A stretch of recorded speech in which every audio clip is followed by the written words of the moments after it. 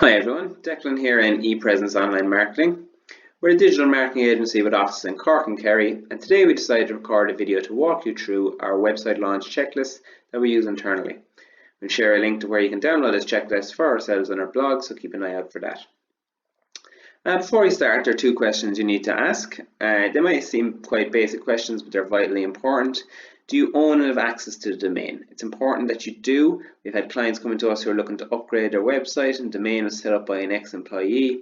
They have all the login details for the DNS records, and even in some nightmare scenarios, the website's gone down because the client missed a domain renewal because they don't own their own domain.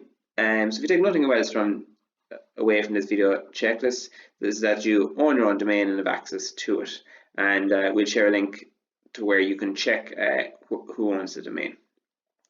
Number two, do you have login details for the hosting? So it's always important to have this information on hand in case anything ever goes wrong with your site. You can easily log into your hosting. Okay, so going to the actual checklist. So this checklist is based primarily on WordPress. And the reason for that is about 30% of the sites on the internet are built by WordPress. So that's why we focused on that. But a lot of the checklist items, you can use on any CMS. So firstly, when you're putting your site live, is it correctly set the search engine visibility? So in WordPress, if you go to settings and reading, there's a little tick box there, and you untick it to make sure that it encourages search engines to crawl the site. Otherwise, you'll be there in a month's time and you'll have no traffic to your site because Google can't find it. So it's very important to get that right. Number two, check the developer has updated the website domains successfully. What we mean here is if you've been working off a kind of a test domain, that that URL isn't anywhere, that the URL that you want to appear is appearing. So make sure to kind of check all the links on your site, not just the home page, to make sure that the URL in the search bar is correct. So check for placeholder and stock images. So we encourage all our clients to go through their website just to make sure that they're happy with everything. So one thing that many developers will do is they use stock images while developing the site. So just make sure to go through and make sure that the stock images have been replaced, that you've purchased the images on your site. Similarly, while you're going through the site, make sure to replace all the dummy content. So make sure the content in there is correct, and there's no kind of Latin text or anything like that. Next step, proofread all web pages. So make sure to go through each page with a fine-tooth comb and just ensure there are no typos and all the information is correct. While proofreading, I would recommend to test all the page links. Make sure the links on the pages are going where they're supposed to be going. Click all the menu items, click all the call to action buttons. So make sure that all those links are working, and keep record where they're not. Ensure that all forms are sending to the correct email address. So just when you're setting up the form, make sure that the form is going through to who you want it to go through to. So we typically use contact form 7, and you can choose exactly where the contact form is going. Ensure all forms redirect to a thank you page. So if you're using the contact form 7 plugin, you can also download an additional plugin called contact form 7 redirection, and you can choose where the user will go after they successfully fill in the form. The thank you page is helpful in that it lets people know that the form has been submitted successfully. So it's always important to set up a thank you page. Ensure reCAPTCHA is set up. So reCAPTCHA is, we'll share a link to it. It's used by Google, and it's often where you have these challenges where you have to find out how many crosswalks, and you have to mark those boxes. So it's important to enable reCAPTCHA, as this will stop a lot of the spam getting through your forms. So otherwise you could be inundated with spam inquiries if you don't have reCAPTCHA set up. But we'll point you in the right direction there on our blog. Set up an SMTP plugin.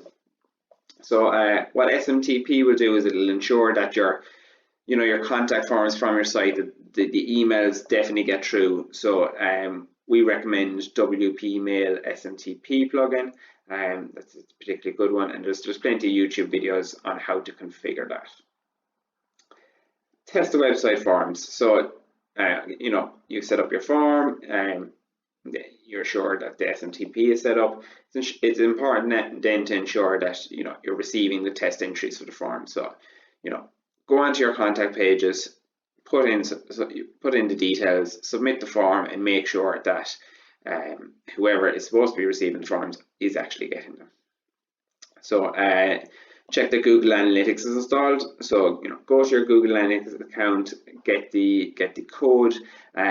Most WordPress teams have a section where you can input the code. If your particular team doesn't, you can download plugins where you can install the tracking code. So important that you do install Google Analytics, because otherwise you can't see how your website is performing if you don't have that. We'd recommend connecting to the Google Search Console, so we'll send a link on where you can do that. So if you submit your XML sitemap to the Search Console, it will identify errors with the site, and you can work through and fix those errors. Set up goals in Google Analytics.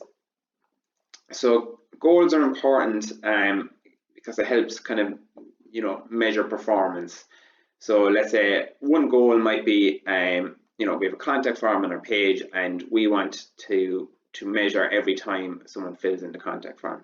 So you would go into the goals section in Google Analytics, and you would set up that a contact form completion is a goal. So that way you can measure the performance of your website and see where people are converting.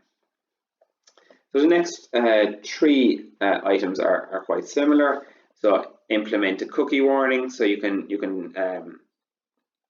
download a plugin to do that, and there's plenty of them out there that will do the job. And next, include your terms and conditions, your privacy policy, and your copyright notification. So ordinarily we'd put those in a little text link in the footer and link to those pages. So make sure to include privacy policy. Test your social links and sharing functionality. So on many websites, social links might kind of appear pre-populated.